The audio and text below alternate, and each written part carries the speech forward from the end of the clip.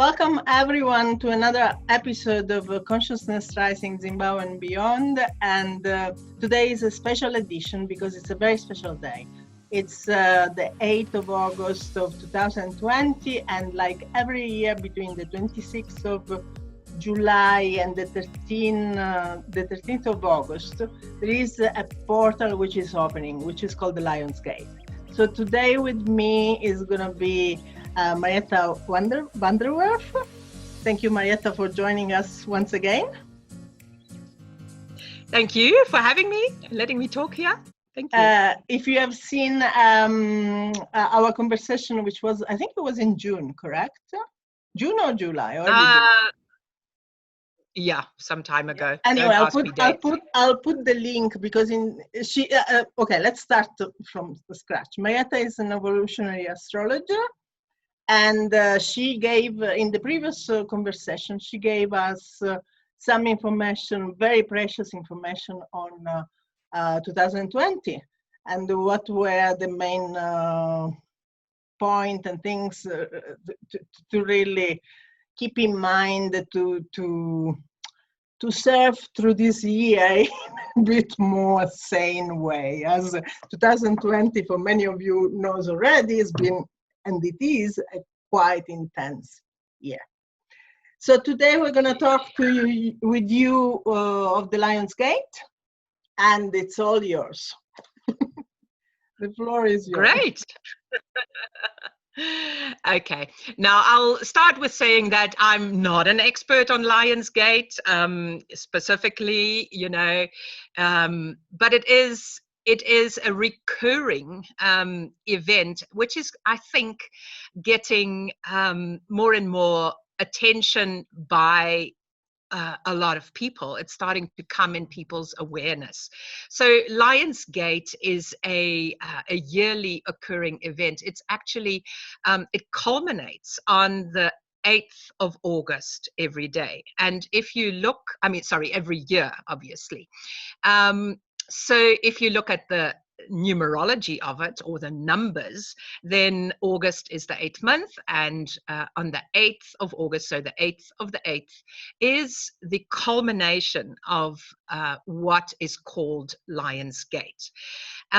It's actually an energy portal. So it is, it's a couple of days, it starts a couple of days before the 8th of August, and then the portal closes a couple of days after. The exact dates are not that important, I think. But I think what is important is that we understand what it's all about. So the 8th of August is the culmination, the 8th of the 8th. Lion's Gate is, it's related to ancient origins, to Egypt, and specifically the pyramids of Giza. And around these dates, the Orion's belt in the sky, and I think everybody knows what Orion's belt is about. It's the 3 stars that kind of align in the sky. They're very visible. Once you've seen them, you will never, not recognize them anymore in the sky. So Orion's belt aligns with the pyramids of Giza. And then comes in the star of Sirius. Sirius is very much related to Orion's belt. It's actually an extension of the line of the 3 stars that form Orion's belt. If you would draw a line through them, you would eventually end up with a very bright star, and that is the star Sirius. Sirius is also understood to be our spiritual sun. In many traditions, it is related to our origins as humans, or one of our origins of humans through which life was seeded on this planet. And I think a lot of people will also work with Sirian energy, being the spiritual sun, being a very high frequency spiritual support. There are many others, but Sirius definitely is is a very important planet in that sense. Sirius is also said to be related to the lions. So we already start seeing why Lion's Gate. And the pyramids, obviously, everybody also knows, are located very close to the Sphinx. So another lion in rock form that appears there.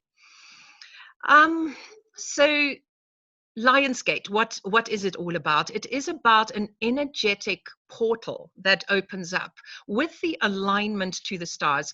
If you look at the number 8, you know, the way it is written, there's a circle on top and a circle at the bottom. So already in that symbol, we can see the connection between above and below, between the the stars and Earth. And it's also the sign of infinity. If you would go around the number 8, you would be constantly going, you know, down, up, down, up, down, up, and in circles and spirals. So it gives you that constant flow. And in that sense, you could take the next step to say, like, okay, so on this portal, the 8th of the 8th, there is this flow of energy and that connection between the higher realms, between our spiritual sun, Sirius, between the stars that form, you know, the Orion's belt, but actually all our origins, all our connections with higher realms and coming into our spheres. So it's an opportunity for us to really open up to that and to connect. Now, if you think of the ancient Egyptian origins and of the lion and what that represents, so there is that that invitation to connect to the heart, specifically the heart energy. The lion also stands for leadership, for courage. And it's very beautiful if you look at the word courage, you know, and derived from French courage, cœur, age, you know, âge, Yeah. So if we take it into today's world, you know, courage, what does that mean? It really means it's the age now to step into our heart. It's the time, especially now, 2020, you know, the Lion's Gate of 2020. It's time, it's the age of having to step into our heart, into our personal leadership, into our courage, and take the next steps forward. And in order to do that, you know, we can connect to the higher realms, to Sirius, to source, you know, to all our guides and all the forces that are available to us, and ask that we are guided into that particular energy, into that particular ability. Because I think we all see that, you know, in the year 2020, all our old forms, our leadership, are crumbling and falling away. And they all proven to be false, to be self-serving, and to be not authentic. So specifically, Lionsgate 2020, while it happens every year, but this year specifically, I would say that is my take, that is my opinion. It is the opportunity to spark, to ignite that fire of love, of courage, of heart-centered leadership, first and foremost in ourselves, before we start looking into the outside world to do that. And if we all individually do that, then what other results can we imagine in the world but that we will turn that corner, and that we will collectively create a world in which heart takes center stage, and and everything else will fall away. But also at the moment in all this period of polarization, it feels like if this is the 8, we live or at this extreme or the other extreme. While in the center, I would see the art coming in the picture. Yes. And become our master transformer, our filter, how is it according to my heart? How does it sound? How does it sound? And so it's a way really, because also in numerology, for example, the 8 is the number of manifestation. So what do we really want to manifest? This separation that brought us to this unsustainable world which we are living in, or we wanted to start to see the different world. Yes, yes. I think that's a very, very beautiful symbology that you also bringing up there, and which is, you know, we tend to live as people, and especially, you know, in the I think in the more spiritual circles, if you want to see it that way, we tended to live too much in our higher mind, in our upper chakras, and the lower chakras, the real connection to the earth was lost. And yet there's also a big group of people who would just live in the lower chakras and would not be able to access the higher chakras.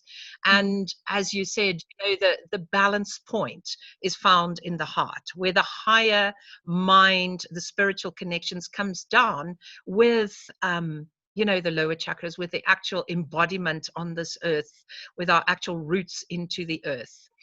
And I believe it's very important that we understand that, you know, we can't live in either of the extremes and not be out of balance. So we have to find that heart-centeredness where the upper flow, the lower flow all come together, and from there emanate into a beautiful horizontally spreading energy of love that will connect everything at the end of the day. Sacred heart. Make it a sacred heart. Yeah. Yes. And I think, you know, if we talk a little bit further about the lion, maybe just for a moment. So why do we call it the Lion's Gate? And I think it's a very beautiful story again. You know, we all hold the lion in high esteem. Well, not all of us, but we would assume that, you know, most people would hold the lion in high esteem. It's really it's an animal for which we have great respect, and it's got great beauty and courage. So it represents a lot of values that we hold high.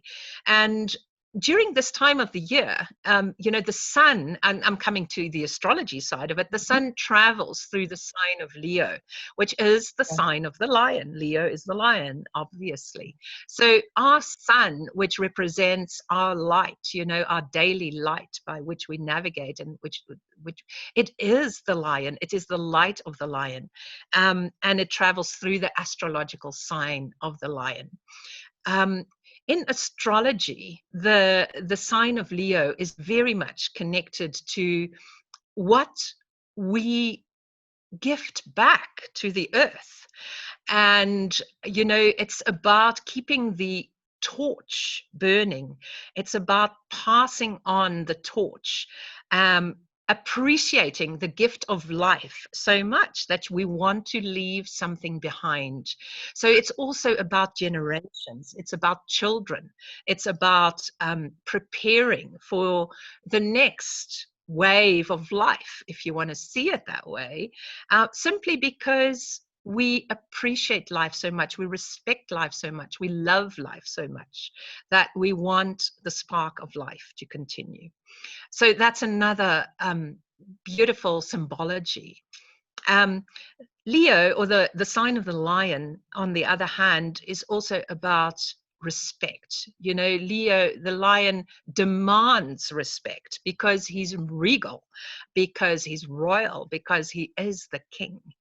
And so we have distorted the lion very much to become a symbol of ego. I mean, not that people see the lion as ego, but when we take on the lion qualities, it can become the ego of you have to respect me and I am the most important. And so it can in a distorted way become a very egocentric expression. But the true quality of the lion is not that. The lion rules very fairly. A lion in its natural habitat rules its ecocenter, and it is the apex predator, but it will never kill without reason. And if it kills, it will make sure that its prey is honored, its prey is fully utilized from beginning to end.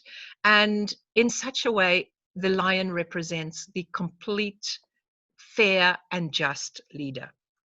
And so, we've put together a couple of little attention points in what we have said already, but I think the picture is emerging that the Lion's Gate is this beautiful portal, this opportunity of connecting to those higher qualities of justness, of fairness, of royalty also in ourselves and through ourselves to each other and to the world. Yeah, I'm just amazed by the fact you say fair and justice. I mean, in the old tarot, the tarot from Marsiglia, but the number 8 is the picture of the justice and the scale. Oh, okay, there we go. Yeah, beautiful. I mean, do you know what amazes me is really that these are old ancient knowledge. They are really evergreen. I mean, they're so true. So that the truth is actual. I mean, it's contemporary. And yes, many people think that it's obsolete. Whatever, there is no technology, there is no nothing. I mean, it's not important. And yet all these things, they've been there for thousands of years. And they're valuable. Yes. And I think that's a beautiful development that we are gradually seeing, but it's a development that is accelerating in our times. And that is that we are waking up to the future, but the future goes full circle back to the past, and that again is the number 8 symbology. We keep going, we come back to the same points, we come back, revisit that and discover that, wow, there is so much knowledge there and there is so much wisdom, and we have forgotten it in our swirl around our own egocentric ways of living and ways of doing. We have forgotten and we have dropped a lot of kernels of wisdom that already existed. And so in coming back to a lot of our ancient origins now, we rediscover that what we think is new and these incredibly exciting insights that we are getting and the connections that we are making, it's not actually new. It was there all together, but we put it away and we thought we could do our own thing. It doesn't mean that life goes in circles, that we always come back to the same point and we don't progress and we don't come to new places. It's not about that at all. It is, however, that there is so much wisdom and so much knowledge and experience and foundation for us that we tend to lose as we go on our own explorations of what we can do as humanity, as individuals, and we tend to either consciously drop or forget about so much wisdom that generations and groups of people that lived eons ahead of us had already discovered and developed and was known. So it is important that we keep what is of value, and that we take that forward as we evolve. So not going around in circles, but rather going around in spirals. So when we get back to the point where we were before, we are at a higher level, but we haven't forgotten, we haven't dropped what is the true foundation of wisdom that has brought us there in the first place, that got us there in the first place. And also where we come from, that's also another very, very important, because it's knowing our roots and spreading our branches to the sky. Yeah. Yes. Yeah. Yeah. So with us, there's been all along Mara. This painting has been inspired by Mara of the White Lions. And for me, this painting is very dear to me. It was commissioned to me, and then history got different, went different way. But it was very, this painting painted itself. Let's put it this way. I know that I started to paint the lion, and the lion was in this circle. And I know that the lion needed to have a cub, but more like a love, almost very strong on the heart. And then it felt that the cub needed to transform in an ankh sign, which is the symbol of life and infinity. It's a different way of infinity. And I knew that I needed another pole at the top, which was the Sirius star. And when I put the Sirius, it's like this painting became alive, which was quite incredible. And it was like everything stopped for a few minutes. So yes, so it's quite yeah, and that's again, we go back to the heart. For me, it's like channeling higher knowledge, higher purpose, higher information, or whatever we want to call it, and spirituality, and bring it to our heart, so that we can live in a different way. Yeah. Yes. And so beautiful that you got your inspiration from Mara and the White Lions. And I think, it's a good point to put in that we actually have got the embodiment of this incredible spiritual force in the heart, the heart force that is ultimately not just aligned with, but that is also the spiritual heart, that we have got this force embodied in beings that live among us, and that is in the form of the White Lions, of which there are very few in this world, and they are heavily persecuted, and they are seen as trophies and as something that man has got dominion over, and yet they are so much more than that. So the fact that they live, their origins are in South Africa, and exactly aligned with the pyramids in Egypt, on the 31st meridian, this line that runs down Africa and through various sacred sites in Africa. So in our contemporary times, we have the live form of the Sphinx, and of that spiritual energy that the Egyptians knew about, and that they built their pyramids around, and that they tuned into and made part of their culture and their livelihood. And we have these beings with us on earth as we speak, as we are alive ourselves right now, as our inspiration. And I think your painting inspiration speaks of that you never met Mara, you did meet the white lions, but when you started painting her, just by tuning into that energy, it came alive for you.